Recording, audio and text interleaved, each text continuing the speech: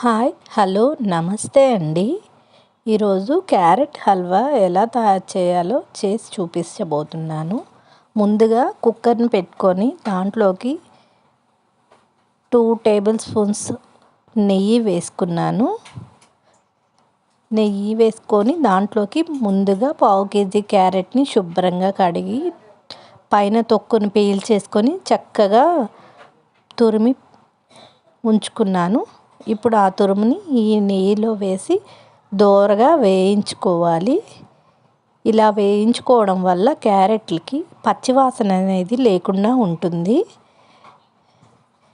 చక్కగా చిన్నని సెగ మీద ఈ క్యారెట్ని ఒక 2 లేక 3 నిమిషాలు దోరగా వేయించుకోవాలి. ఈ క్యారెట్ హల్వా చాలా రుచిగా ఉంటుందండి. చాలా ఆరోగ్యం కూడా. విడిగా క్యారెట్లు తినమంటే పిల్లలైనా సరే తినరు. మనకైనా ఇంత ఇష్టం ఉండదు. ఇలా హల్వా చేసుకుంటే ఆంఫట్ అనిపిస్తాం ఎవరైనా సరే. స్వీట్ ప్రియులు ఉంటారు కదండి, వాళ్ళకి చాలా ఇష్టపడతారు ఈ రెసిపీని. ఇందులోకి గిన్నెతో వేసుకున్నాను నేను క్యారెట్, అందులో హాఫ్ షుగర్ వేసుకొని మిక్స్ చేసుకొని 2 నిమిషాలు అలా సన్నని మంట మీద ఉంచితే వాటర్ లాగా వచ్చినాయి చూసారా. ఇందులోకి నేను ముందుగా పాల మీద మేగడ వేశాను. అలా వేయటం వల్ల క్యారెట్ ఆ మేగడ ఆ షుగర్తోనే ఉడికిపోతుంది. కొంచెం వాటర్ వేసుకోండి, లిటిల్ బిట్ సరిపోతుంది.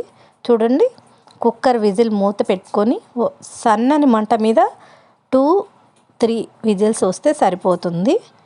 చక్కగా ఉడికిపోయింది క్యారెట్. ముందుగా పక్కన ఇంకొక చిన్న గిన్నె పెట్టుకొని దాంట్లో జీడిపప్పు కూడా వేయించుకొని ఈ టైంలోనే 3 ఇలాచీ దంచుకొని వేసుకున్నాను.